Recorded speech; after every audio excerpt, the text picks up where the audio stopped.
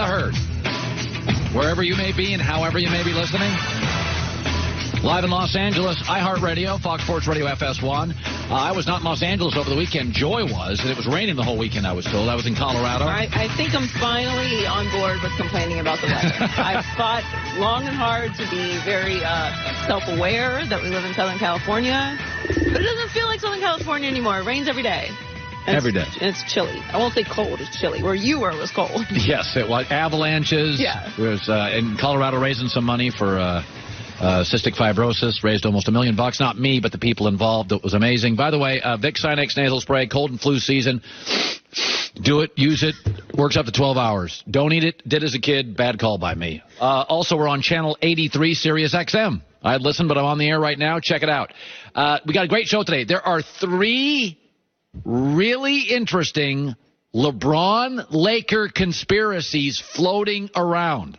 So don't go anywhere. And best for last today, they're Bronspiracies. And there's 3 of them out there. I buy one completely. I kind of think the second one's true. The third, I think, is a bunch of hooey. But don't go anywhere. Our Bronspiracies coming up in about 35 minutes. Also, D'Angelo Hall, all in on the beard. Completely committed. Talks about the NFL Combine. What did he see this weekend? First of all, 2 really, really bad losses for the Lakers this weekend. Milwaukee and Phoenix. So let me start with this. You ever watch a motivational speaker like a Tony Robbins, a politician? Those things called TED Talks? And people are on a stage, and they do that for a reason. Psychologically, you and I are more likely to listen to somebody who's above us. You see this with military leaders. You see it with public speakers. You see it with politicians. And there's a reason they do that. You look up. It's almost worship psychologically. You're more willing to listen. But the most powerful moment is when one of those public speakers, I mean the Pope in St. Peter's Square, right? Out of a window, up there, looking up. Most powerful moment, though, is when the politician, the public speaker, Tony Robbins, comes off the stage and engages with you. He joins you. He is now one of you. Tony Robbins does that with his speeches. About 45 minutes of rah, rah, rah, then about 45 minutes to an hour in the arena, on the floor, connecting with you. That's what the great ones do. The great politicians do it. The great speakers do it. The great TED Talkers do it. LeBron James has been the best player in the NBA, I'd say, for about 13 years. He has been on a stage. Players look up to him. Players listen to him. All eyes are on him. They follow him politically. They follow him financially. They follow him professionally. But the downside to being on that stage is all eyes are on you, and there is a great burden and a great responsibility. LeBron James this year has never stepped off the stage. He's had a lousy year as a leader. Not as a player. He's still very good. He failed to connect. He failed to engage his young teammates. He failed to mobilize, galvanize the locker room. He never made a true effort after the injury to connect with Luke Walton. One of the things we always hear about Tom Brady, every time we bring somebody on the show that's played with Tom Brady, what do they always say? He walks up to the rookies. Hi, I'm Tom Brady. And they're like, yeah, I know. Yeah, I know. I have your jersey in my bedroom as a kid. Tom is stepping off the stage. He's connecting with you. I noticed it first with Obama about 10 years ago. I'm like, man, does that guy get it? It's not just about the stage. It's about stepping off it. Do a selfie. Do a high five. A hug. The great ones do it and they get it. LeBron's never stepped off the stage. He's always been a great player, and I've always loved LeBron, and I've always defended him to the core that he's actually a very good leader. Players follow him. They should. He's usually right. But he had a bad year as a leader, and that's okay. He hadn't had a bad year as a player. LeBron's still great. But in Los Angeles, it's been a conveyor belt of side projects. I've yet to see a Laker in any of them. Not even a walkthrough for Kyle Kuzma in a movie. It's been joining other stars. Hi, I'm up here in the stratosphere. Look at me. I'm a mogul. Yeah, I get it. I get the mogul stage. I started talking about it years ago. I get it. The show-off stage, the win a Grammy stage, I'm kind of a mogul now. I defend it. I like it. But this has been a really, really bad year for LeBron as a leader. His imagery with Luke Walton, distancing himself on the bench and in timeouts. That moment against Phoenix when he inbounded the ball and threw it off the backboard.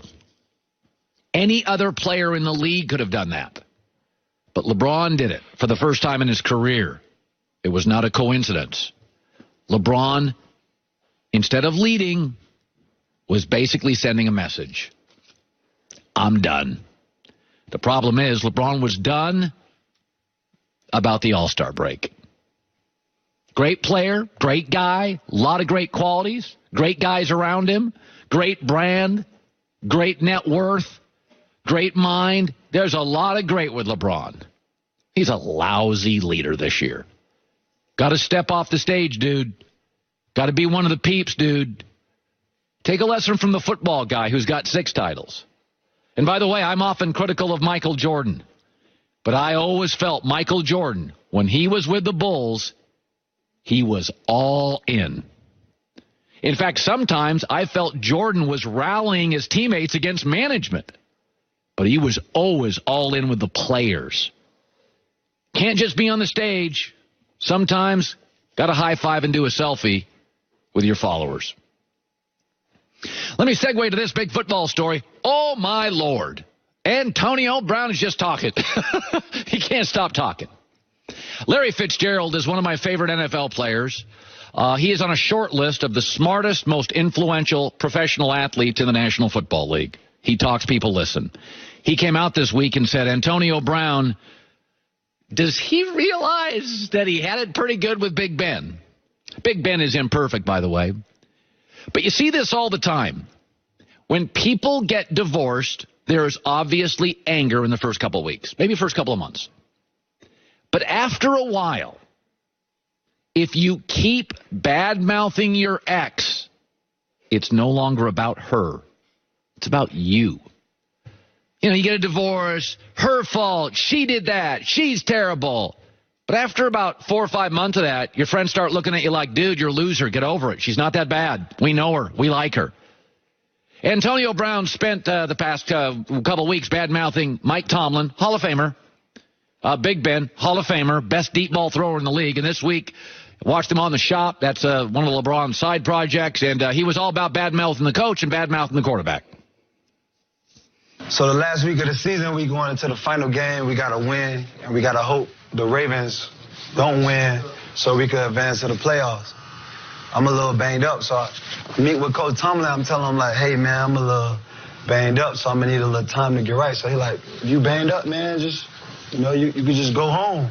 So I'm like, damn, that's where we at? I don't have an ego, because, like, bro, I'm just trying to win. We lose a game, he like, damn, AD should have ran a better route. Why would Ben do that? That's the type of guy he is. He feel like he the owner. Bro, you threw the to the D-line, man. How the I'm going to run a better route? You need to give me a better ball. Okay, so in that room, everybody around Antonio Brown makes him feel like, man, you're landing punches. It's her fault. It doesn't matter anymore. That's landing on you. Every GM and owner in this league, with all the good quarterbacks who can make you a first-ballot Hall of Famer, are out. 3 teams are now interested. Lousy Washington, dysfunctional Oakland, and unpredictable and usually mediocre Tennessee. Colt McCoy, good luck with that. I mean, there are stages of this stuff. And I get divorces are ugly. But you're way past the finger-pointing stage. You think now you're landing punches. Yeah, I am telling people Mike Tomlin's no good. He actually is pretty good. I'm telling Big Ben's a jerk. Yeah, maybe he's a jerk, but he's a Hall of Famer. Like, at some point in the divorce, okay, you divvy up the furniture, you hire lawyers, but if you keep bad-mouthing people, all your buddies in the room are like, yeah, you nail it. But it lands on you. You look needy. You look mean-spirited. You look insecure. And that may land in the room with LeBron and all the fellas, but I'm telling you how it's landing around the NFL is no thanks. Pass. Not interested. Let him go elsewhere. Oh, by the way, in a separate interview this weekend, he said, but he doesn't even need football. Really? I don't even have to play football if I don't want, bro. I don't even need the game. You know what I'm saying? I don't need to prove nothing to anyone. If they want to play, they're going to play by my rules. If not, I don't need to play. Would Antonio Brown's agent please sit him down, stop talking, stop bad-mouthing, stop finger-pointing? You are not landing punches. You're not. No matter what your buddies are telling you, you're not landing punches here. You look needy, insecure, individual over team, me over we. It's a horrible look. But, you know, it gets big laughs in the room. Coming up, NBA Commissioner Adam Silver said this weekend many of his great players are absolutely unhappy. He said it. We'll respond. That's coming up. Well, if you own a car and you've had it, and I drive to work every day, looks like most of the cars on the road are not brand new. I'm not driving a brand new car. In fact, I got a dent right above my my left tire. It banged it right into a parking garage. That was dumb. But I'm not going to buy a new car. But I can call carshield.com. They fix it up. Why? It's extended vehicle protection. Rental car, they'll give you that for free while yours is being fixed. 24/7 roadside assistance, absolutely. Over $2 billion paid out in claims by a Midwest-based company. You pick the mechanic, could be the dealership you bought the car at, and they do the work and they reimburse the mechanic. Save yourself thousands potentially on car repairs. Just go to carshield.com and put in the code HERD, 10% off. Carshield.com, code HERD, or grab a phone and call 800-CAR-6000, 800-CAR-6000. Mention the same code HERD and 10% off. A deductible may apply. Car's not new, warranty's running out. Get extended vehicle protection. Carshield.com.